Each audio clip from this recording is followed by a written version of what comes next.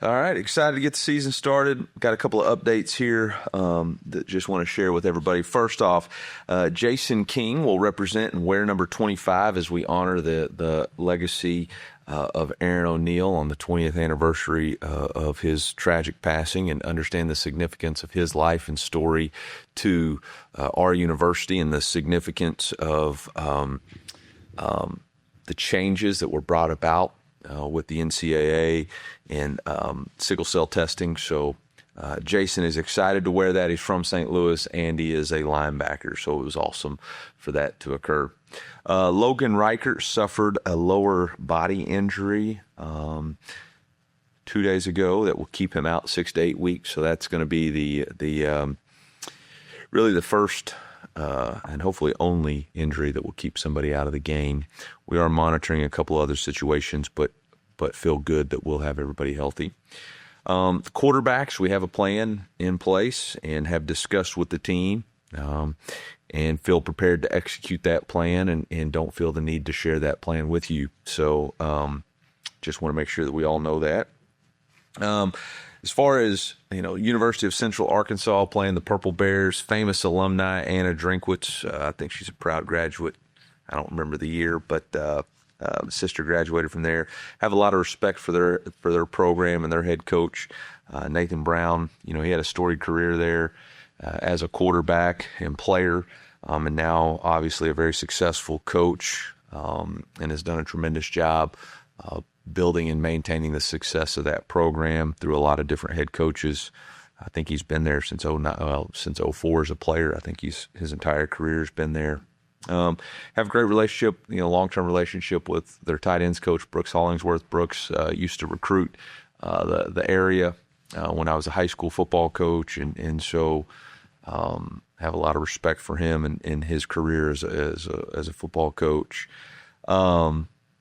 UCA is used to winning and has an established program. Last year, played a very difficult, tough game with Arkansas State, scored 21 in the fourth quarter, and plays a very detailed style of brand of football. Always going to be a physical football team. Their defensive coordinator comes back. He had been there for a long time, went to Southern Miss, and now is back.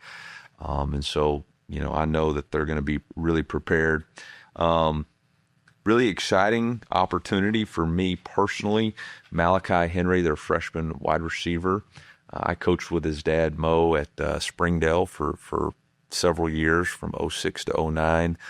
Malachi would have been 4 or 5 at the time, and so awesome to see his career develop, and we'll be excited to face him and to watch him, chase his dream as a Division I football player. So pretty cool moment there. So, really important for us this week as a football team to establish and bring our identity to life. We want to be a tough football team and a team that plays well under pressure and executes in tough moments.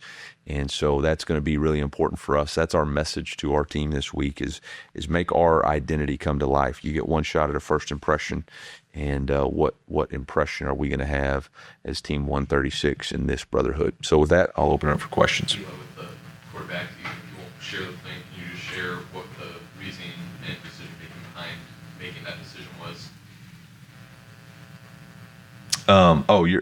Sorry. Yeah, absolutely. I felt like both quarterbacks played really well, really since the spring. I think that both established a leadership with the team, as evidenced by both being voted captains, and just didn't feel like I could make a decision without a little bit more information. And I didn't want to rush the decision. I think the decision of the starting quarterback for me personally is something that I'm going to have a lot of conviction about. And I felt like both of those guys, like I said, have played winning football throughout camp, and I have a lot of confidence that both can execute at a high level. So really the only other thing to measure was to put them in live competition. Nowadays, I'm never going to do that in practice. Just because of the nature of college football now and the investments that we have in those positions. So the ability to play live football Thursday night, the ability to watch these guys prepare, see how they handle the preparation, I felt like was the best course of action, and that was the decision. Done that before, worked out pretty good. What do you feel like you need to see specifically from whoever will emerge as the starter in that game day experience? Yeah, I don't feel the need to share that with anybody. I just feel like that. I feel like both of them need to play football. I think they both demonstrate the ability of toughness, preparation, decision-making, accuracy, and leadership in a practice setting, but that doesn't mean they've done it in a game setting for us. And I know both of them have played college football before, but they haven't played it in this situation before. And so they'll get to demonstrate that this week, all those this week and in a game. Is there a scenario where they don't separate themselves and it carries into the next week? No. Kind of mentioned it there, but how important is the next 5 days of this pregame rhythm for the game in addition to what they actually do on the field? I think it's important for everybody. We've talked a lot throughout the fall camp about establishing a process, and whether that's you're a senior or you're a freshman, you got to establish a process for how you prepare for the game.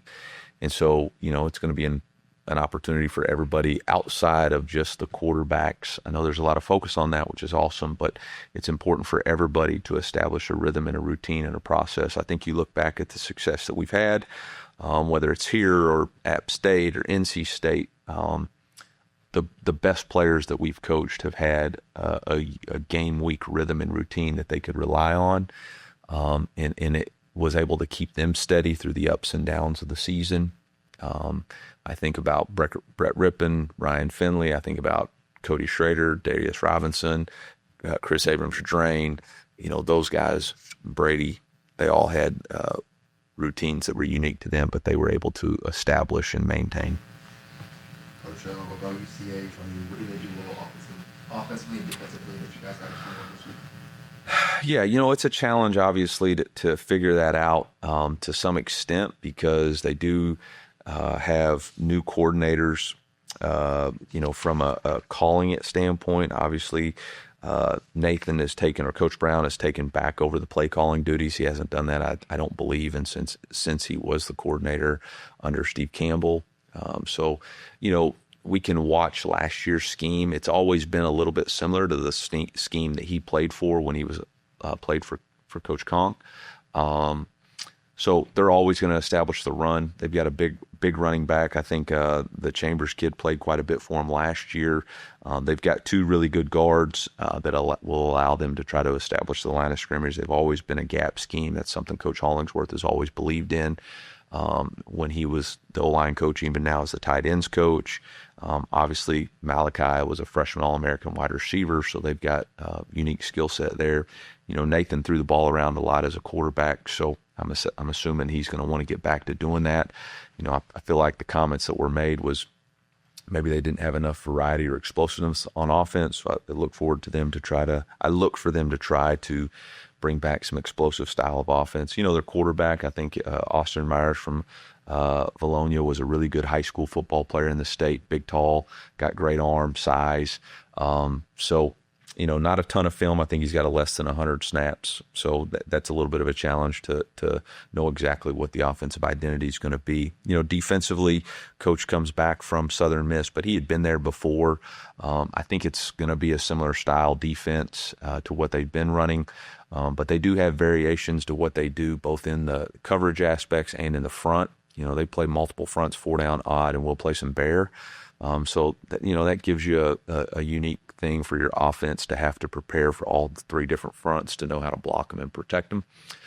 So that's going to be a challenge. Special teams wise, they've made some changes on their operations, and even have talked about getting back to being a more aggressive style special teams. So we haven't seen that on tape. We don't know exactly what that looks like. So we're going to have to be prepared for a lot of different things. But at the end of the day, it's about us. It's about us establishing our identity.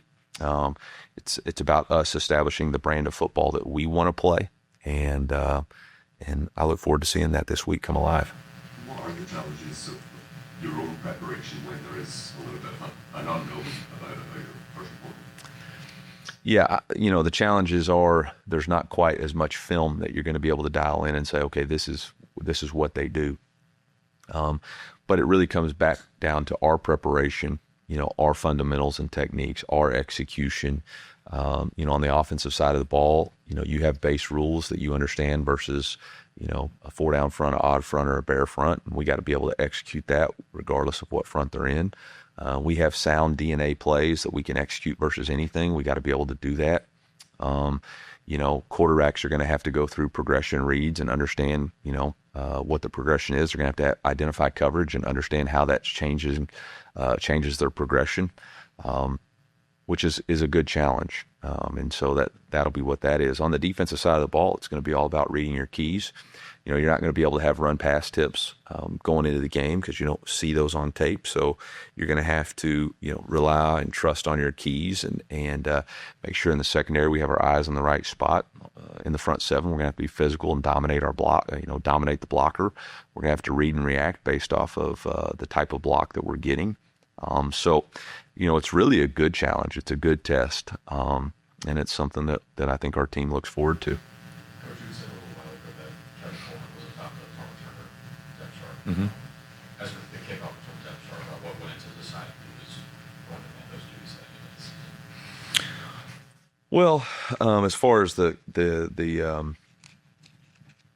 punt return standpoint, obviously Kevin's done it at a high level in this league, so that was easy. Daniel Blood shared some of that responsibility last year, but we've really been proud of Demarion Folks and his ability to catch kicks and be explosive. I think he's had, we haven't obviously done that phase live, but it's been something that I think we've done quite a bit, and he's been the most explosive in that. So that's been fun to watch and develop. As far as the kickoff return, I think T-Man's been here for a long time, and he's done a lot of different things on special teams, but he's really had an explosive camp, both as a ball carrier and when we try to evaluate what's going to be the best opportunity for us on the kickoff return squad, we want a big physical guy who can run through tackles, blow through smoke, and still have the ability to make people miss. And I just felt like through evaluating fall camp, he gives us the best chance. Obviously, Jamal has always been an off returner for us, and he's done a really good job on the other side of that. So, he can be an off returner. He can also be a returner. It gives one of our playmakers an opportunity to touch the ball. Because an on and off field presence, what stands out about Ahmad Hardy? Wow. Ahmad's been really remarkable in his ability to assimilate to our team. He's just got an infectious personality with his teammates. But make no mistake about it, he's a physical presence running the football, and he's got the right kind of mentality and mindset with the ball in his hands. I think that combination has been really good. He's got I ride horses cowboy and takes people with him to do that. But man, when he puts his helmet on and wants to get after it, he gets after it. He talks a lot of trash to the defense, has a lot of fun. And he's just got one of those, he's one of those guys you love to have in the locker room because he's about his business when he needs to be, but he's also about enjoying the journey. And I've been really impressed and pleased with him and look forward to seeing him play. We obviously got to talk to Logan just a few days ago. Yeah. Tell me what his journey as a walk-on and beating cancer has meant to this team and this program. Yeah, y'all are going to have to start identifying. We got a lot of people with the same first name. So I thought at first you were talking about Logan Reichert there. So, yeah, Logan, man, what an awesome young man. And Coach Russ says this really proudly, that when you look at the evolution of our team and the establishment of our culture, guys like Logan Muckey, Anthony Favreau, Tommy Locke, Chris Cray, and I know I'm leaving Brady Holtman, I'm leaving some of them out. Those guys as walk-ons have had as much to do with the transformation of that locker room and establishment of a lead edge culture as anybody. And I think Logan is a really, really strong representation of that. A guy who just shows up every day with the right kind of energy and attitude and effort, makes plays. No job's too big or too small for him. And he's willing to hold people accountable. We talk about being accountable to the standard or responsible for the standard. He's one of those guys that feels responsible for the standard that's been established and set, and he holds people to that, and he's willing to call people out. And you can only do that if your life and your actions are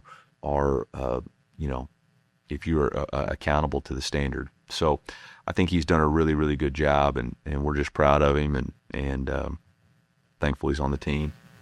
Coach, with Lucky, when you first offered him a spot here to walk on, just what was it about him at that point that you wanted to give him that chance?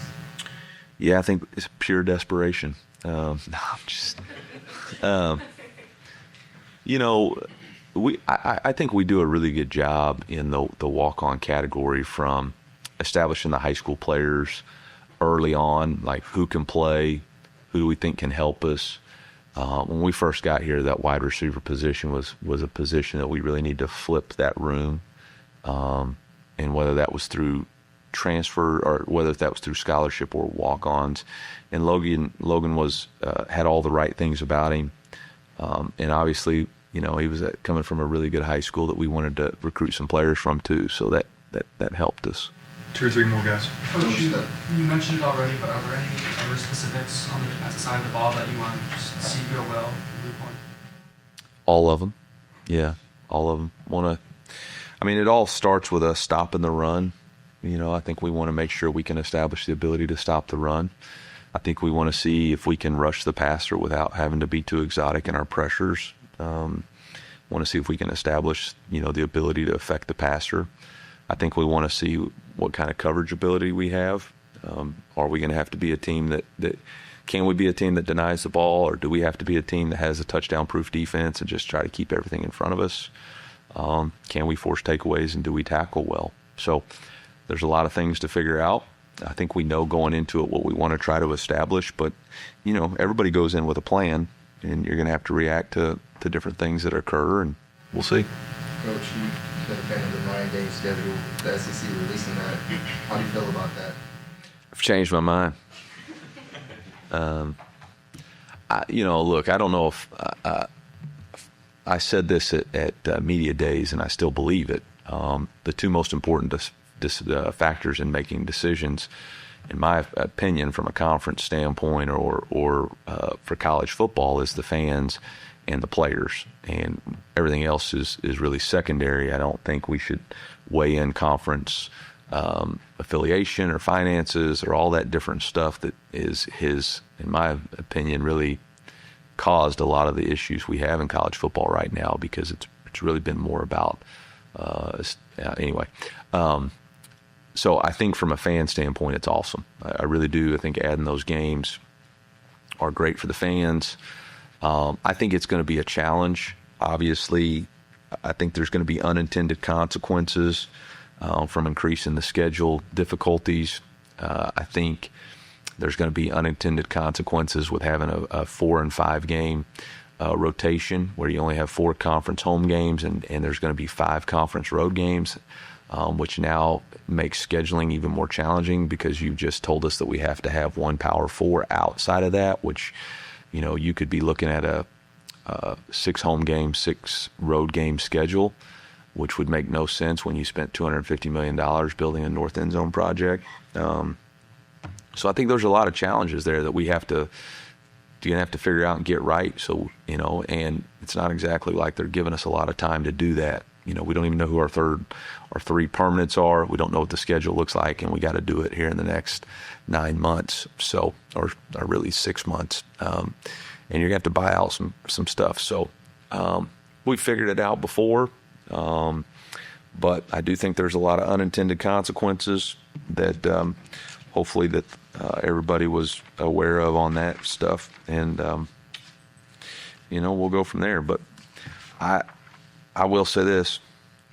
I just hope we get through this season first, because there's no guarantee anything for next year, right? So I'll focus on being 1-0 this year, and then we'll figure out next year's challenges next year. All right, Coach. Thank you. Thank you. Oh.